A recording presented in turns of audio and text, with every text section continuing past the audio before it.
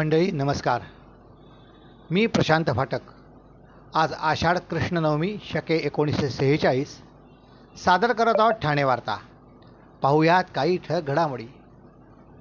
शिवसेनेचे माजी ठाणे जिल्हाप्रमुख रघुनाथ मोरे यांच्या मुलाचा हृदयविकाराच्या झटक्याने मृत्यू. गणेशोत्सवात चाकरमान्यांना गावी जाण्यासाठी कोकण रेल्वे मार्गावर ठाणे ते थी.वी.म स्थानकादरम्यान धर्मवीर आनंद दिघे एक्सप्रेस ही अनारक्षित गाडी गणेशोत्सवाच्या आधी किमान 3 दिवस सुरू करावी. कोकण रेल्वे प्रवासी सेवा संघ आणि पोलिसांच्या सुमारे 600 घरांच्या वसाहती आणि बोगस लोकांना त्याच्यामध्ये आमदार संजय केळकर यांच्या हस्ते शुभारंभ. या आणि इतर घडामोडी विस्तृतपणे पण काही क्षणातच. आमच्या फेसबुक पेज, यूट्यूब चॅनेल आणि संकेतस्थळाला सबस्क्राईब करायला विसरू नका. ठाणे वार्ता पहा श्रीस्थानक वाहिनीवर. आता सकाळी 9:15 पासून रात्री 9:15 पर्यंत ठाणे वार्ता, ठाण्यातील पहिलं दृकश्राव्य माध्यम. ठाणे वार्ता आणि श्रीस्थानक वाहिनीचं लाईव्ह स्ट्रीमिंग ठाणेवार्ता.com वरील लाईव्ह स्ट्रीमवर क्लिक करा आणि अगदी मोबाईलवरही ठाणे वार्ता श्रीस्थानक वाहिनीचा आनंद लुटा. यासाठी आमचं ॲप डाउनलोड करा. ठाणे वार्ता पहा श्रीस्थानक वाहिनीवर. आता सकाळी 9:15 पासून रात्री 9:15 पर्यंत ठाणे वार्ता, ठाण्यातील पहिलं दृकश्राव्य माध्यम. आपण पाहत आहात श्रीस्थानक वाहिनी, ठाणे जिल्ह्याचं मुख्य व्यासपीठ.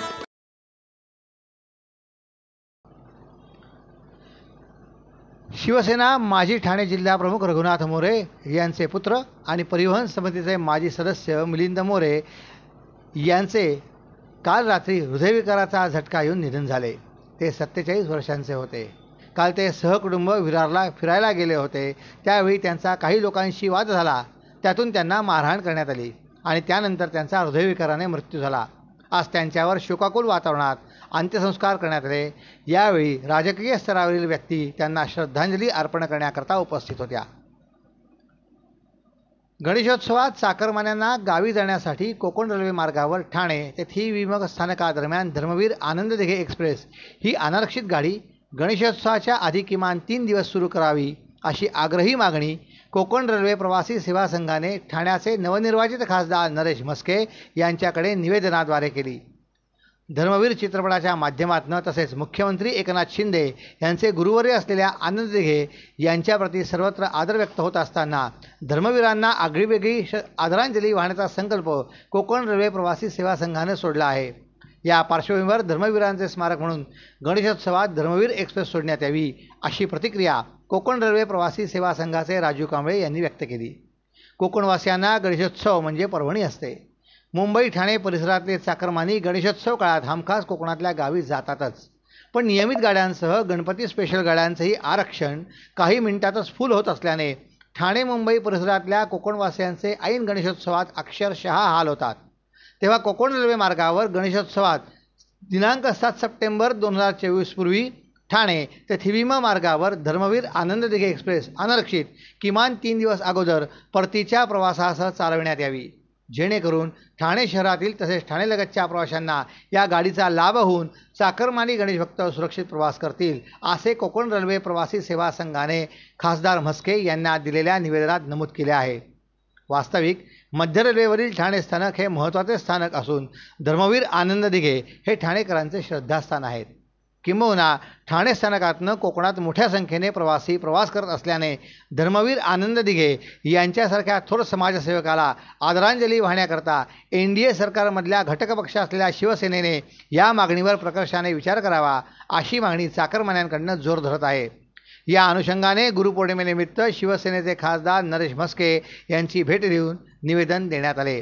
या प्रसंगी कोकण रेल्वे प्रवासी सेवा संघाचे राजू कांबळे, संभाजी ताम्हणकर, सुनील गुरव, दर्शन शेट्टी, रुपेश शिंदे, अमित चव्हाण, मिलिंद सावंत, प्रमोद घाग आदी उपस्थित होते.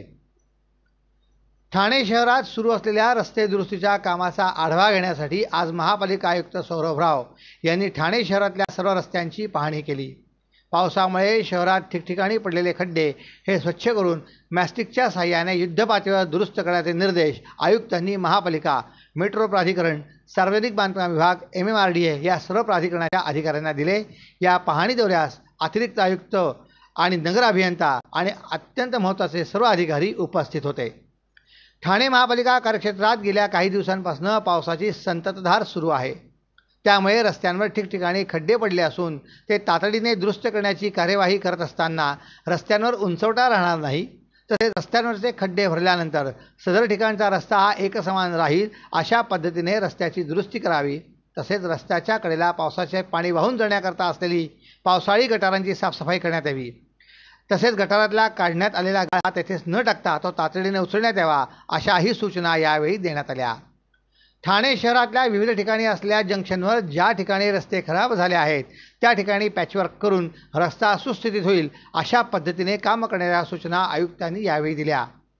माजिवडा जंक्शन ते नागला बंदर या रस्त्यांची पाहणी देखील यावेळी करण्यात आली. रस्त्यावरच्या खड्ड्यामुळे वाहतूक कोंडी होत असून ती सोडविण्याच्या दृष्टीने रस्त्यांची कामे जलद गतीने पूर्ण करावीत. एखादा छोटा खड्डा असेल तर तो मोठा होण्याआधीच भरण्यात यावा. घोडबंदर रोडवर सद्यस्थितीत मेट्रोचे काम सुरू नसून मेट्रोच्या कामाचे जे साहित्य रस्त्यावर ठेवण्यात आले आहे त्याचा अडथळा वाहन चालकांना होणार नाही या दृष्टीने उपाययोजना करण्याच्या सूचना आयुक्त सौरभ राव यांनी यावेळी दिल्या. जिल्ह्यातल्या जलस्रोतांचे बळकटीकरण करण्याकरता गाळमुक्त धरण आणि गाळयुक्त शिवार योजना राबविण्याचे काम जिल्हा परिषदेच्या लघु पाटबंधारे विभागामार्फत मागील वर्षांपासून करण्यात येत आहे. सन 2024 व 2025 या वर्षात मुरबाड, शहापूर, अंबरनाथ, भिवंडी, कल्याण या 5 तालुक्यात पाझर तलाव व गाव तलावाचे एकूण 50 तलाव गाळमुक्त करण्याचे नियोजन करण्यात आले आहे. जून 2024 पूर्वी जिल्ह्यातल्या एकूण 8 तलावातला गाळ जो 22,050 क्युबिक मीटर असून ते काम पूर्ण झाले आहे. या 8 तलावातला पाणीसाठा 2,20,00,000 आणि 50,000 लिटरने वाढला आहे. तर जिल्ह्यातल्या 42 गाव तलाव आणि पाझर तलावांची कामे मार्च 2025 अखेरपर्यंत पूर्ण करण्यात येतील अशी माहिती लघु पाटबंधारे विभागाने दिली. गाळमुक्त धरण आणि गाळयुक्त शिवार या योजनेअंतर्गत मुरबाड तालुक्यातले 5, कल्याण तालुक्यातले 2, शहापूर तालुक्यातले 1 अशी 8 कार्ये जून 2024 पूर्वी पूर्ण करण्यात आली आहेत. मागील वर्षी जून 2023 पूर्वी 16 कामे पूर्ण करण्यात आली असून 36,000 क्युबिक मीटर गाळ काढण्यात आला आहे. यामुळे तलावांमध्ये 3,60,00,000 लिटर उपयुक्त पाणीसाठा वाढला आहे. ठाणे जिल्हा परिषद ग्रामीण विभागात 5 तालुक्यात 65 सिंचन आणि पाझर तलाव आहेत. लघु पाटबंधारे विभाग यांच्याकडच्या आजपर्यंतच्या आकडेवारीनुसार जिल्ह्यातल्या तलावांचे प्रकल्पीय पाणीसाठा क्षमता 18,407 घनमीटर असून सद्यस्थिती उपलब्ध पाणीसाठा 16,480 घनमीटर आहे. सर्व नागरिकांना आवाहन करण्यात येत आहे की सध्या डासांमार्फत पसरणाऱ्या डेंग्यू या आजाराचा प्रसार रोखण्यासाठी प्रत्येकाने पुढील प्रमाणे कार्यवाही करावी. डेंग्यू आजार एडिस इजिप्ती हा डास चावल्याने होतो. या डासांची पैदास साचलेल्या किंवा साचवलेल्या स्वच्छ पाण्यामध्ये होते. 8 दिवसांपेक्षा जास्त दिवस पाणी उघडे व साचून राहिल्यास त्यात डास अंडी घालतात. अंड्यांच्या अळ्या तयार होऊन पुढे डास तयार होतात. यासाठी आपल्या घरातील पाणीसाठे उदाहरणार्थ बॅरल्स, पिंपे, टाक्या, हौद, रांजणे इत्यादी दर आठवड्याला रिकामे करून घासून पुसून कोरडे करून पुन्हा भरावे. 1 दिवस कोरडा दिवस म्हणून पाळावा. पाणीसाठ्यांना घट्ट झाकणे बसवावीत किंवा जुनी साडी, चादर, धोतर यांनी बांधून झाकून ठेवावीत, म्हणजे डास त्यात जाऊन अंडी घालणार नाहीत. घराच्या गच्चीवर, आजूबाजूला, अंगणात कोठेही पाणी साचू देऊ नये. भंगार सामान उघड्यावर टाकू नये. उदाहरणार्थ टायर्स, प्लास्टिक सामान, कुंड्या, टाकाऊ वस्तू इत्यादी. अशा सामानात पावसाचे पाणी साठून त्यात डेंग्यूच्या डासांची पैदास होते. घरातील कूलर्स, फ्रीजच्या पाठीमागील ट्रे हे देखील वेळोवेळी कोरडे करावेत. लक्षात ठेवा, नुसत्या फवारणीने डास घनता कमी होत नाही, तर त्यासाठी डास पैदास ठिकाणे नष्ट करणे ही आपल्या सर्वांची जबाबदारी आहे. कोणताही ताप अंगावर न काढता जवळच्या शासकीय रुग्णालयात मोफत औषधोपचार घ्या. अशा प्रकारे नागरिकांनी सहकार्य केल्यास डेंग्यूचा प्रसार रोखणे सहज शक्य आहे. शहरातील कायदा आणि सुव्यवस्थेचे कर्तव्य रात्रंदिवस बजावणाऱ्या पोलिसांच्या सुमारे 600 घरांच्या वसाहतीतील दुरुस्ती आणि नूतनीकरणाच्या कामाचा शुभारंभ आमदार संजय केळकर यांच्या हस्ते करण्यात आला. यावेळी 316 घरांच्या 5 इमारतींचे काम येत्या काळात लवकरच सुरू होणार असल्याची माहिती त्यांनी यावेळी दिली. जरीमरी येथील 240 घरे व 1 ते 6 नवीन पोलीस वसाहतीतील 360 घरे अशा एकूण 600 घरांच्या सुव्यवस्थेबाबत आमदार संजय केळकर यांनी अधिवेशनात आवाज उठवला होता. तर शासन दरबारी पाठपुरावा करून त्यास मंजुरी घेतली. या वसाहतींच्या दुरुस्तीचा कार्यादेश नुकताच देण्यात आला. मुसळधार पावसाची परिस्थिती लक्षात घेऊन नागरिकांची गैरसोय होऊ नये म्हणून आमदार संजय केळकर यांनी तातडीने कोणताही गाजावाजा न करता श्रीफळ वाढवून या कामाचा शुभारंभ केला. यापूर्वी आमदारांच्या प्रयत्नाने रवी, भास्कर, सूर्य, अरुण, आदित्य या वसाहतीतल्या 260 सदनिकांचे बाथरूम व शौचालयाचे लिकेज, इतर दुरुस्ती आणि नूतनीकरणाचे काम गृह विभागाच्या निधीतून करण्यात आले आहे. चालक पोलीस वसाहत ABC येथील 112 सदनिकांच्या नूतनीकरणाचे कामही सार्वजनिक बांधकाम विभागाच्या निधीतून करण्यात आले.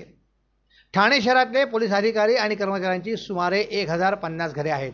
त्यातील 1 ते 12 100 वर्षे जुनी आहे. या ठिकाणी 316 घरांची 5 इमारतींची मंजुरी आमदार संजय केळकर यांनी शासन दरबारी घेतली आहे.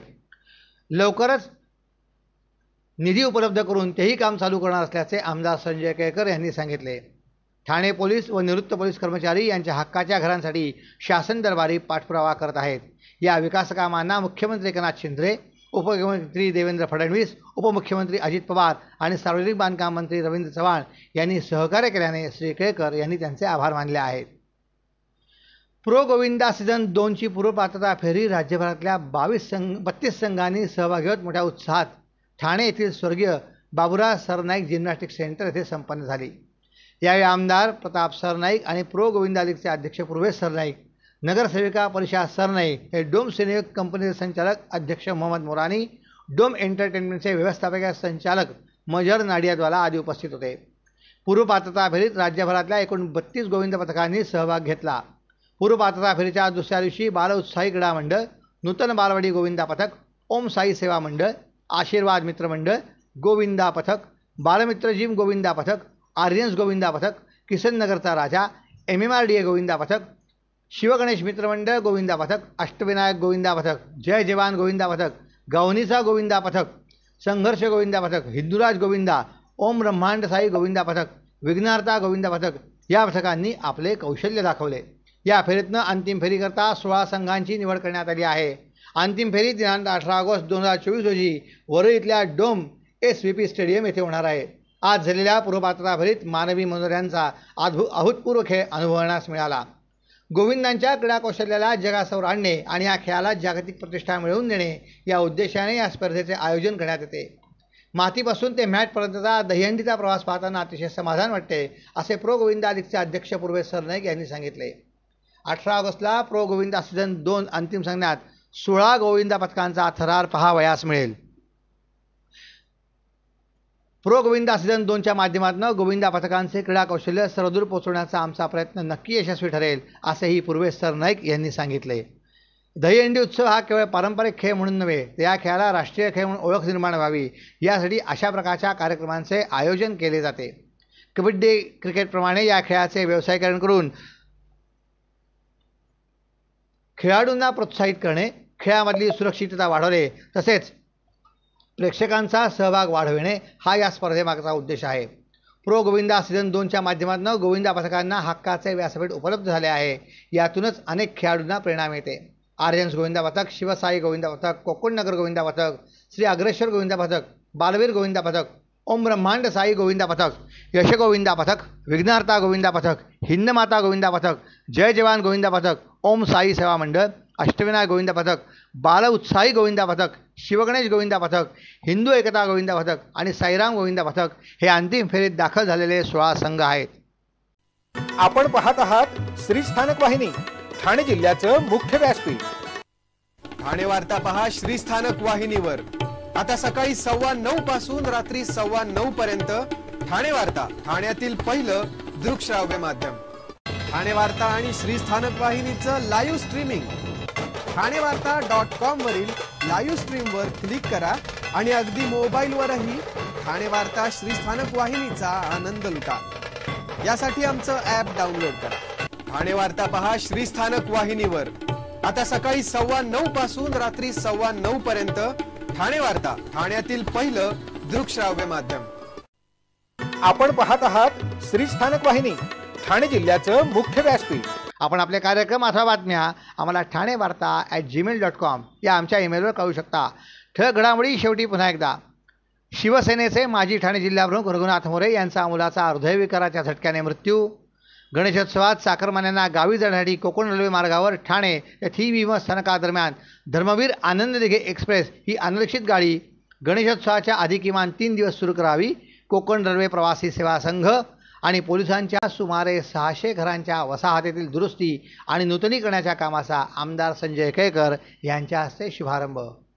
या होत्या ठाणे वार्ता. आपली एखादी बातमी बघायची राहून गेल्यास आपण आमच्या ठाणेवार्ता.in या संकेतस्थळाला किंवा फेसबुक पेज तसंच यूट्यूब चॅनेलला अवश्य भेट द्या. तर मग पुन्हा भेटू पुढील बातमीपत्रात फक्त श्रीस्थानक वाहिनीवर. धन्यवाद.